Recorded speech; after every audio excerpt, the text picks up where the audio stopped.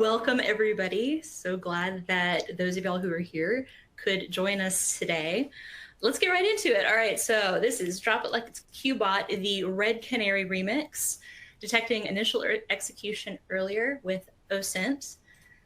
So I am Steph. I am an intelligence analyst here at Red Canary on the Intel team. I've been here actually a little over a year and a half now, but it's weird to be like 1.8 years.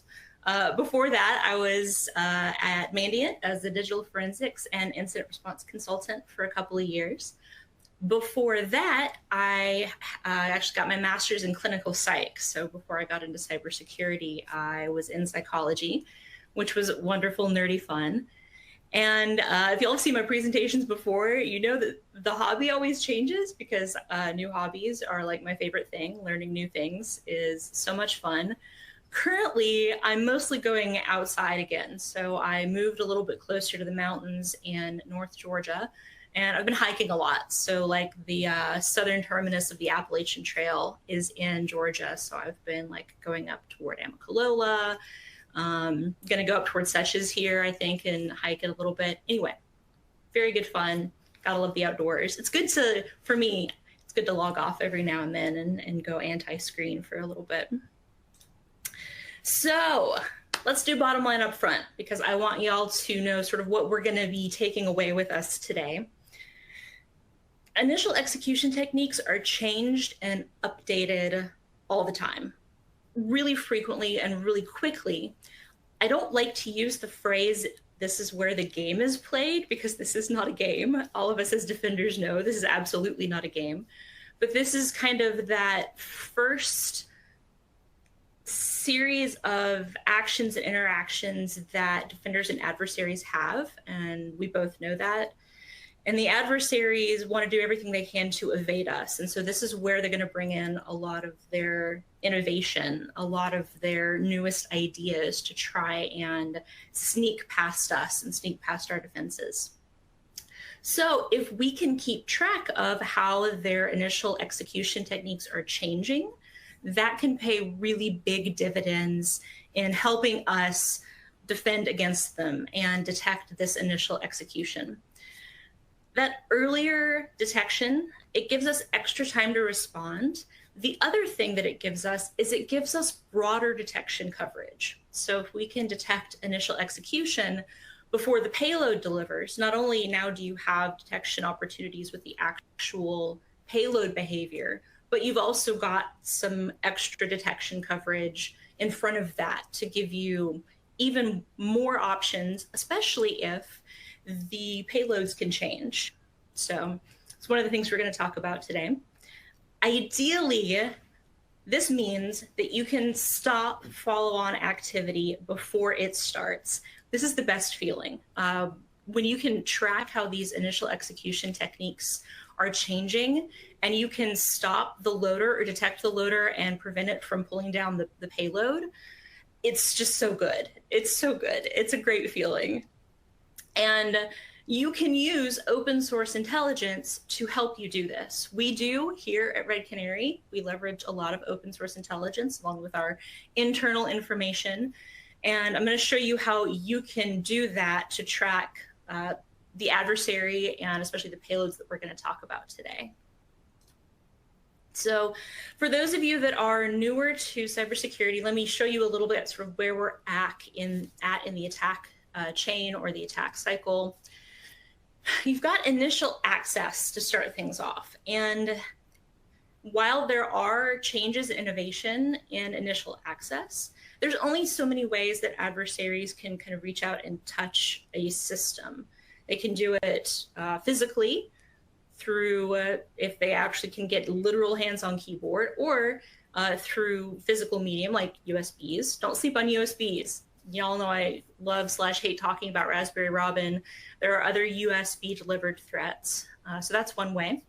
And then you've got the remote opportunities for access. You've got things like phishing, which is evergreen and always popular. Different kinds, there's variations. There's like QR code phishing. There are different ways that has changed, but there's phishing. And then SEO poisoning and malvertising. So search Engine optimization poisoning puts malicious sites masquerading as legitimate sites at the top of search engine results. That gives adversaries an opportunity to get into that, what victims think is normal web traffic, and direct traffic toward their malicious sites for downloads. Also, malvertising is another way of doing that, malicious ads that lead to malicious sites. But there's just only so many ways that adversaries can do that. What we're going to talk about today is this next step, is this execution piece, because this is the thing that seems to see the most change and the most rapid change. We're talking about things like cryptors and different droppers and loaders, because this is where the actual evil, malicious behavior starts to happen. So this is where they're able to see, hey, has this been successful? The adversaries, the whether or not they're able to turn this into a full-on intrusion. And so this is ideally where we would like to intervene before everything else happens, before persistence, before lateral movement, before C2 communications to exfiltrate or steal data or to pull down additional payloads. So like I said, if we can intervene at this point, this is what we want to do, and this is where we're talking about today, then the rest of it won't matter. If you can prevent the cryptor, the dropper, or the loader from executing or from pulling down additional payloads, then you're doing great. Like that's like I said, that's the ideal. You've kind of stopped the adversary from being able to do anything else on the victim system. So this was the original topic. This talk started, which is why the title is what it is. This talk started much earlier this year when Qbot was still an active threat, and we had these adversaries, TA570 and TA577, that were doing large-scale Qbot phishing campaigns like they had been for years. And then as this talk progressed, and as I was giving it, doing remixes, we got to this summer, we got to the end of August, and this is the best reason to retool a talk ever, but we all had a big surprise. There was a multinational law enforcement effort, and Qbot, aka Qbot, aka Pink Slip Bot infrastructure was shut down. And so the Qbot operators had a botnet of infected victim systems that they were using primarily for C2, for command and control behavior. And that was the infrastructure that was taken down. And it was really successful. Here at Red Canary, we have not seen any active new infections since the takedown, which is great. We have seen persistent infections. So we've seen systems where Qbot had already been installed and it's continuing to reach out, but it's reaching out to infrastructure that's no longer there anymore. So yay. Takedowns are always, it's a little up in the air how successful they'll be. This seems to have been extremely successful at disrupting Qbot, which is wonderful because Qbot is horrible and I hate it. So we have a slight change of plans. Instead of talking about TA570 and TA577 and Qbot, we're going to talk about TA577. And when I was getting ready to do this talk the second time, so the B-Sides Augusta remix, actually wasn't sure what I was going to talk about. There's lots of opportunities to talk about initial access or initial execution. But TA577 at the end of September decided to be oh so obliging and start a new series of large-scale campaigns. So that's what we're going to talk about today. Today is going to be devoted just to TA577 and their current favorite payloads included so far since September: Dirtgate and Iced ID and Qbot. Good times. Because this is a really good illustration, even with just this one TA, it's a really good illustration of how detecting the loader can help prevent these payloads from being executed regardless of what the payload is. All right, so let's meet TA577. So this is an initial access broker and distribution group. They were initially named by Proofpoint. They've been active for many years at this point. And within the kind of malware, ransomware ecosystem, they their piece, their place in that is to run these large-scale phishing campaigns, deliver usually some kind of payload that allows remote access and additional payload delivery, and then sell that access to another adversary that very often goes on to do things like deploy ransomware or steal data for extortion. They're also known as the Letters affiliate. So when they were distributing Qbot, when you did the malware analysis and you looked at the configuration variable for the specific Qbot payloads, you'd see usually a letter pair with a number. And they were known as the TR group for a while because of that, because TR was the way that they would identify their malware configurations. They still do. I know when they first started, BB was a configuration ID for one of their, or some of their Darkgate campaigns that they were doing earlier in the year, a couple months ago. Like I said, historically, they favored Qbot, but even before the takedown, they had delivered other things too, including ICE-ID. Even last year, they were delivering ICE-ID on occasion. Metambucus and Ursnif, they've also, as we know, have delivered Qbot and Darkgate. We'll talk more about ICE-ID, Qbot, and Darkgate here in just a few moments.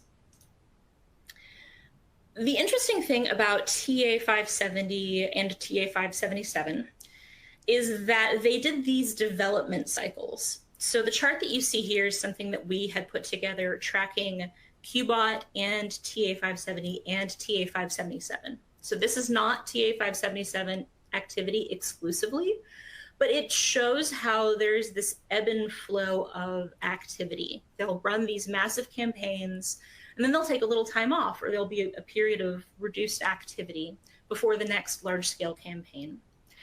And there's good evidence, and I agree with this assessment by Proofpoint. There's a really excellent white paper that I've included in the references at the end of the talk.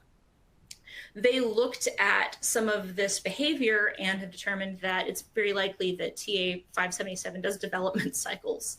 So in this off time, they will test new types of initial execution techniques to see what's most effective at evading detection. Which means that when they do start a large-scale campaign, they have many options for what is most effective currently, and they can also change them really rapidly. Sometimes within a day, they'll change these loaders that they use to deliver whatever payload it is their current favorite. It sounds really bleak, I know, but it is possible to detect and track these loaders that they use separately from their payloads. It is possible. We have done it. I'm going to show you how to do it. It is not a hopeless case, I promise. Absolutely not. The tiny silver lining, or I guess it's a pretty big silver lining, is when you've got these adversaries that are really awful, you get defenders that are really excellent, that are dedicated to making the adversaries have a bad day. And so I have had OSINT help from so many different folks on the internet. These are just a few of the people who I've looked at their Twitter or their repos or used their resources in putting this talk together. And I've also used them just in my work and in our work here at Red Canary. The Curated Intel team is wonderful. The Cryptolamus team is wonderful.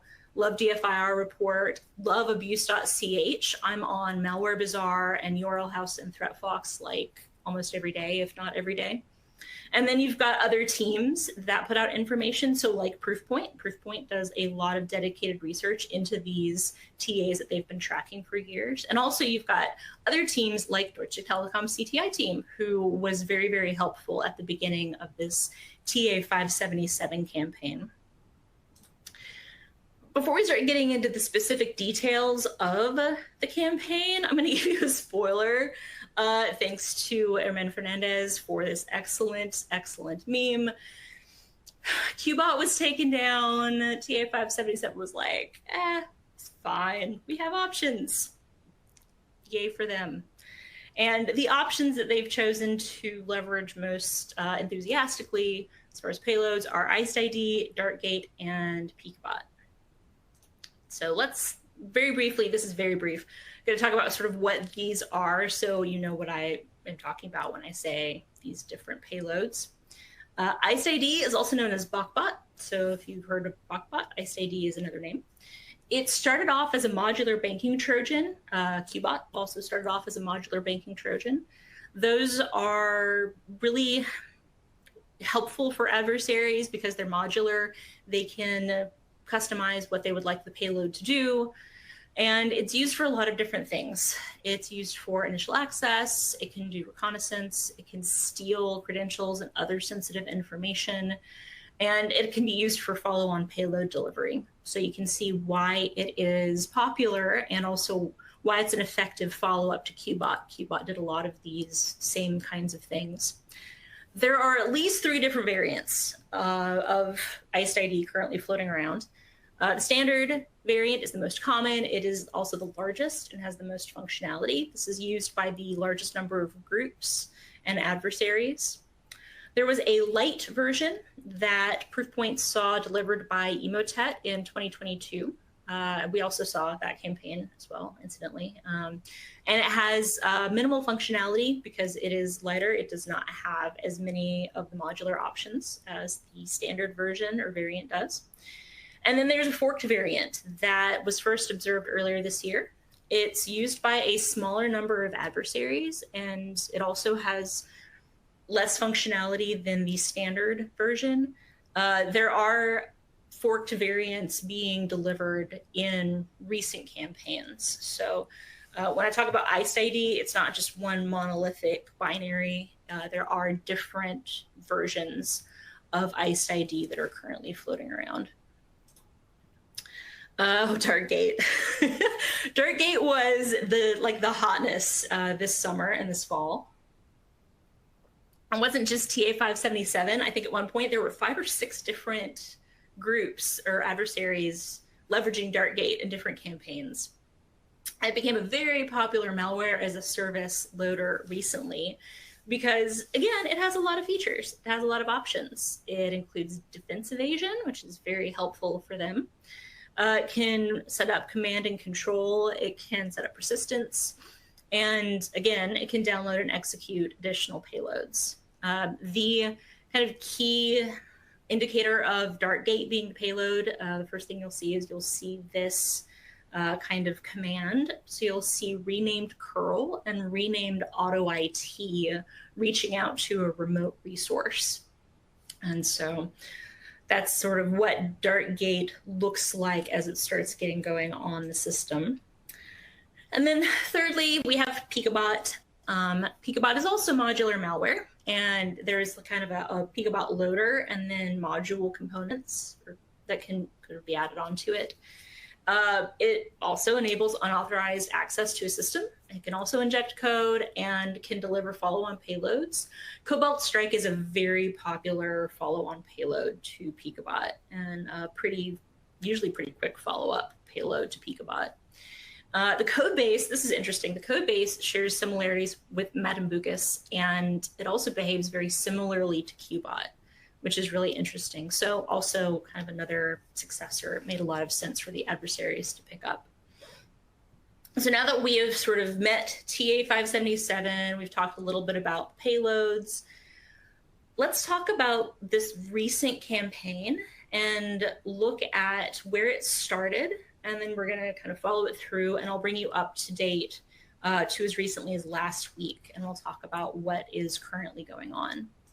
So on September 22nd, after waiting for the shoe to drop post Qbot takedown at the end of August, Deutsche Telekom CERT put out a notice on Twitter letting everyone know that they'd observed a new high volume distribution campaign from TA577 using Darkgate as the payload. So this was incredibly helpful because at this point, there had been no public sharing of information that anybody had seen TA577 start their campaign back up again.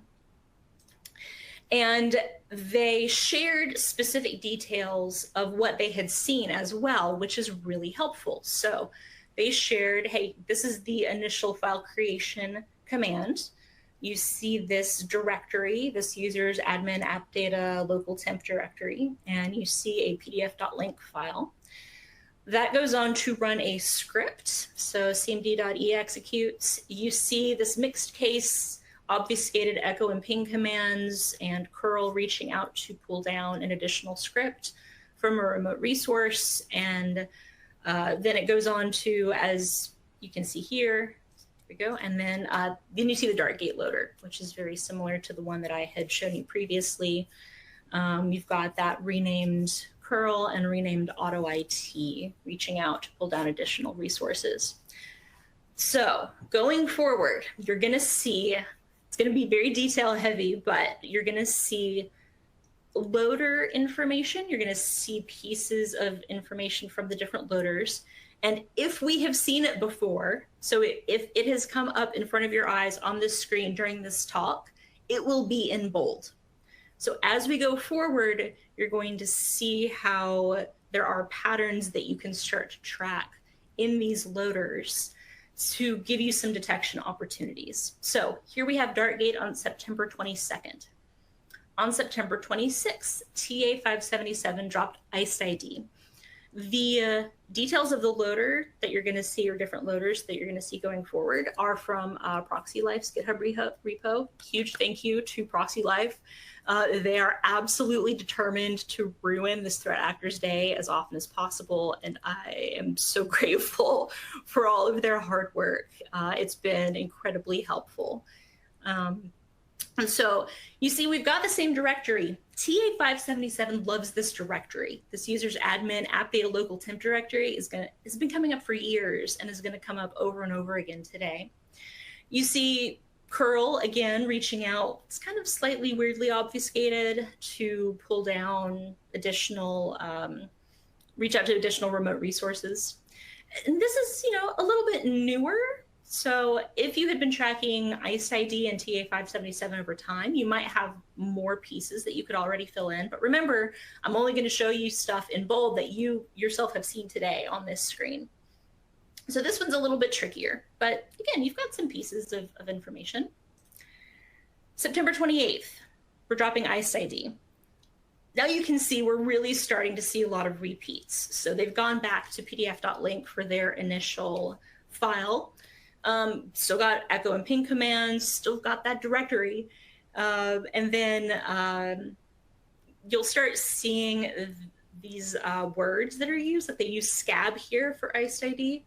And that's also a feature. Those will perform different actions based on how they're written in the script. So that's a scripting command. All right, so October 1st, we go back to Dartgate after some ICE ID. And when we get to October 1st, we've seen everything already. So just between September 22nd and October 1st, everything in this loader is something that has already been used and leveraged elsewhere. Maybe not specific file names, but the file extensions and the behavior and the executables or the processes that are reaching out to perform these actions. And I'm sure those of you that are detection engineering minded are starting to see some opportunities here to detect this behavior. It's going to be a little brittle. It is, because whenever you start detecting, especially on strings, it might be a little bit brittle if that's what you decide to do, but there's also a lot of behavioral detection opportunities here. You've got weirdness executing from that directory. You've got, these different curl executing and doing weird stuff. You've got these scripts doing weird things. So there are some behavioral detection opportunities here as well.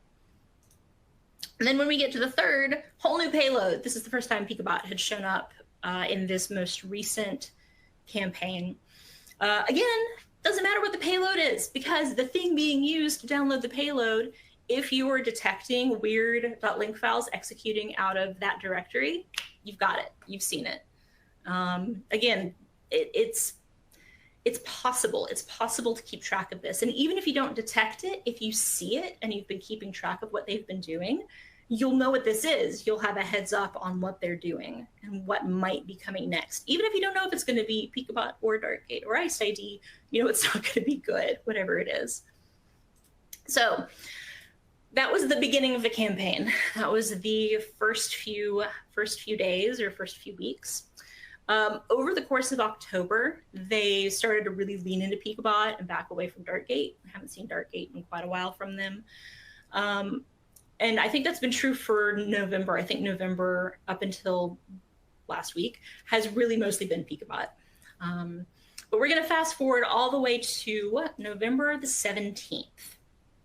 So this is to catch y'all up. I promised that there would be up-to-date detection opportunities and indicators in the talk. And so I'm going to give you the most recent information that I have. And that's going to be, this is the most recent, I think this is the most recent. I don't think I have Qbot. So yeah, so this is, oh no, I do. So it's going to be Qbot for a few slides, and then it's going to switch to ICE-ID, just to give you some heads up. But anyway, November 17th, the payload was Qbot. And again, I didn't go back and look at every single loader that had executed between October the 1st and November the 17th. So everything in bold is just stuff that we've seen here in this talk. So even across that much time, they're still using that folder. They're still using the same obfuscated like ping and echo commands. They're still using curl. This one's a little bit different. There's some obfuscated PowerShell in here. You'll see run DLL 32, and you'll see the name of the DLL that they're using is a little bit different. And when I saw this, I started laughing. It's not funny, but it's interesting. This is straight up a throwback to 2022. This use of word, especially with camel casing, that is absolutely out of a Qbot campaign from last year. So we're throwing back a little bit. All right, so if you've got Qbot detectors, or if you were detecting Qbot loaders last year, you've got a leg up. You're gonna start seeing a lot of like vintage loader retro goodness coming up in the next few slides. November 21st, more Qbot. This one was different. This one, it got to the injected process and the recon commands really, really quickly. But again, we've got that directory. You've still got weird.link stuff operating out of that directory. You've still got strange run DLL 32 activity with that comma word acting as, again, a variable in the script. And that's the last Qbot that, as far as I know, anyone has seen being distributed by TA577, or at least as far as like a new campaign or a new loader popping up. I don't think we've seen Qbot since the 21st. So now we're to last week. Last week, they started distributing ICE-ID again. Big changes. You know, again, we've lost a few pieces based solely on the information we've seen in the slide deck today. What's funny is, I don't know if you'll remember a few slides ago when they pulled out ICE-ID way back in September, they also used scab as a word in their ICE-ID script, which is really interesting. It makes me wonder if there's just like a set list of words and it's not completely randomized, which is, or maybe they just straight up copy pasted. You know, I know when I use code or am tweaking things, I'll copy paste my own work again, and adversaries are no different. We've got their favorite directory, but this other one is users admin app data roaming. Also, straight up throwback to ICE-ID campaigns last year and Qbot campaigns last year that they were running. So not new. New to us in the talk today, not new behavior for them. On November 28th, they had two different ICE-ID options, two different scripts that were being delivered to different loaders. So we get to, we see an ISO, which again, throwback to 2022, not new for this group. New in this talk, not new for this group. Again, this is all things that we've seen before so far. So if you've been tracking the loader, you do have these opportunities to note this activity before it continues. So November 28th ICE ID, very similar to November 27th, at least this first option. There's also the second option. So we've got their favorite directory, we've got a script being executed. This, again, this randomized directory and subdirectory, and the .ocx with a lot of each of the letters, again, straight out of a Qbot campaign from last year, which, like I said, you know, we've got our favorites. So I would anticipate that if this campaign continues, we would continue to see a lot of reutilization of loaders that were being used last year by this group. And this is sort of a summary to give you an idea of what we've seen so far. So we've got their favorite directory. This is a great directory to pay attention to anyway. Weird activity out of app data local temp is useful across different adversaries and different threats. Attempted command line obfuscation, mixed case, and then we had that one example with the obfuscated PowerShell commands too. Ping and echo commands being used, curl.exe pulling down remote resources, run DLL32 execution from suspicious directories. I wonder if they're not going to pull out reg server again. They used that a lot last year for Qbot as well. So we might end up seeing some more of that as a potential option for a process that they decide to inject into or hollow. And then, like I said, there's a lot more different pieces of commonality that I'm sure you've noted as we've kind of gone through this most recent TA577 campaign, including lots of vintage details from 2022. I looked, and to my knowledge, as of this morning, I have not seen any additional information on new loaders like today. So this is from as most recent as last week. It may be, especially now that we're in a new month, their cycles are very often, you know, very based on the different months. They may be in a down cycle. It may be that they're working on selling access or seeing what kind of access they have. And we may have a lower period of activity that will resurge again. We'll see. We'll see how the next couple of weeks go.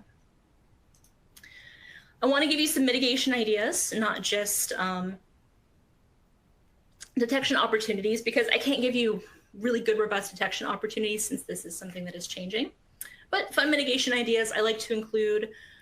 This one, you're going to need to do a lot of tweaking because you can absolutely impact production if you do this incorrectly. But think about whether or not every single user in your org needs to be able to execute WSF files or VBS scripts. Does payroll really need to be able to do that? If not, you might be able to create a group policy object that opens commonly misused scripts as something like a harmless text file instead. So we have a blog that talked about that to stop goo loader.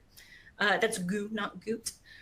This can be used and is effective against any threat that's using malicious scripts. Again, you have to set it up yourself. It will take some doing, but it's something to think about. It might be a good fit for your org. Another bonus mitigation idea I got after I gave this talk the first time was someone pointed out that wscript.exe is actually in Microsoft's recommended block rules. So judicious use of block rules can also be helpful in preventing these scripts from even being able to execute and pull down any additional information or any additional payloads. So final thoughts on specifically TA577. They change their TTPs really quickly during active campaigns, sometimes as often as daily or within the same day, as we've seen. If you can follow trusted community sources and use that information that they're sharing, you have a huge advantage, huge advantage. It's like having a specialist on your team dedicated to ruining this threat actor's day. It's wonderful. That speedy detection really helps reduce your risk because it prevents that payload from being downloaded. And oh God, it feels so good when you can see the loader just arrive and then you detect it and you isolate the system, or you know, whatever else you need to do, you block that C2 communication. It's such a good feeling. And it can be done regardless of what payload it's delivering.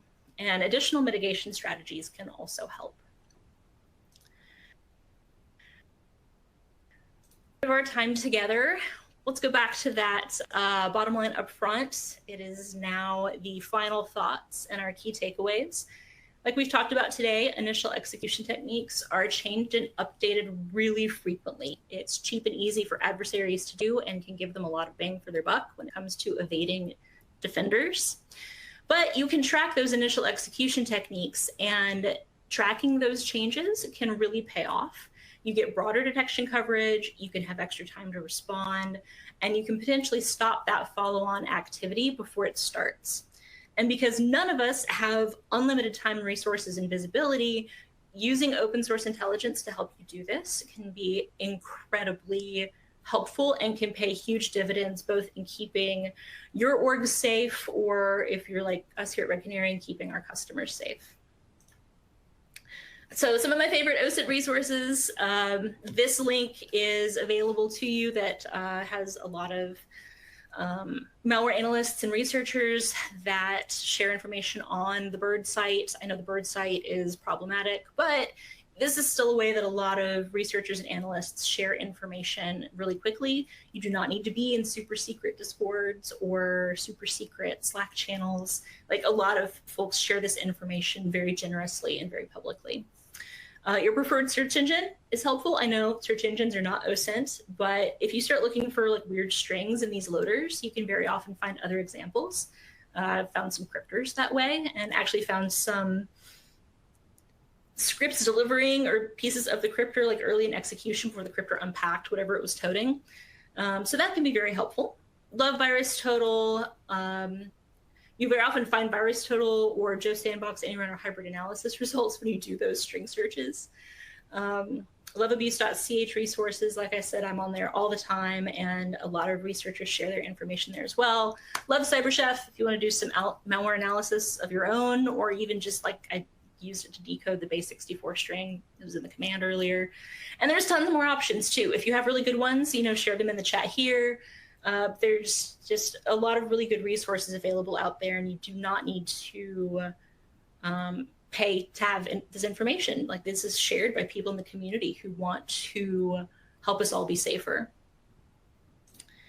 And that, my friends, is all of the content I have for you today. We have a little time for questions, and I would absolutely love to answer questions that you have. So I have not been following the attendee chat. I have not been following if specific questions have come in. I'll start looking now, and I'll real quick. You have the slide deck, but to give you an idea of here's the references and the links that you have available. These are the ones I cited or mentioned in the talk today. All right, so regarding OSINT sources such as ProxyLife, how representative of overall TA577 activity do you think they are? Micah, that's a good question. It's hard to say, right? So one of the reasons why I know that we really appreciate and trust the data that ProxyLife shares is we'll very often see it ourselves. And so we'll be able to validate that the activity that we're seeing is this TA's activity. Because we have seen it. We've seen the loader. We go to ProxyLife's repo. Oh, there it is. It is indeed TA577. I would imagine that there is activity that we can't see just because we all have unknown unknowns, but it gives you a place to start, which is super helpful. So CO asks, is there a KQL query to detect Qbot-like behavior? So I am not the queen of query construction. I did not mean for that to be alliterative, but I would imagine that, yes, I would imagine that because Qbot has been so prevalent, there are queries that can be used to detect Qbot-like behavior. Ask some folks that are better at query construction than I am to help put something specific together. From Fabian. Hey, Fabian, cool. Let's see, would love to know how I handle the small TTP changes that occur between the campaigns.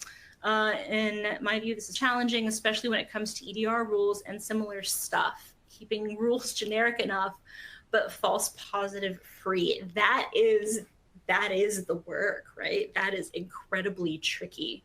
and it is a balance. So the way that we handle the small TTP changes between the different campaigns is that we keep track of what they like to do, because at this point we've been tracking the activity for so long, as have others, that they have the things that they like. They have the processes they like. They have the scripts that they like. And so we found that very helpful. Just like when your favorite writer comes out with a book, or anyone who's writing code knows that there's something, it just looks like the code that has been written before. Very rarely have we seen a new campaign from them that looks like completely unlike anything we've ever seen. It's happened, but that's more rare than like, oh, this has been changed a little bit and this is probably the TA again, and we just need to do some analysis or get it confirmed. And then, yeah, keeping rules generic and false positive free is really hard to do. It's really hard to do. When campaigns are at their peak, we will sacrifice durability over being able to detect what we're seeing that day. So we'll create stuff that we know is a little bit more brittle, but we want to catch it on that day. You just have to do the best you can with what you have. That's all any of us can do. Let's see, question. Do you feel that EDR is picking up most of this, or is your detection rules and hunts on non-EDR telemetry? So it's both. So because if you're asking about Red Canary specifically, where we sit, we have the benefit of being able to see information being used by our security partners as well. So we're able to kind of pick through and determine specifically what this activity might be, because there's been such a history of this kind of activity. It gets flagged as malicious fairly rapidly now, which is wonderful. Even just within emails, like I said, Proofpoint initially identified this threat actor. So some of this will get caught very, very early on, even with like just within the phishing email itself. As far as detection rules and hunts on non-EDR telemetry, we do both. We also go in and take a look, especially when we start seeing activity that might be one of these prolific groups. We have our threat hunters and detection engineers who will start digging in and seeing if we can get a better sense of what is happening with as many information sources as we have. So I hope that answered your question. I hate being that person and saying it depends, but I think that it depends. It depends on your visibility. It depends on your tools. It depends on the environment that you're operating in. Wonderful. I think we're at time. Thank you all so much for joining us today. It was really wonderful. Thank you for the excellent questions. If you have follow-up questions, feel free to holler at me on the internet. I'm easy to find. And I'll look forward to talking with y'all another time. Thank you so much.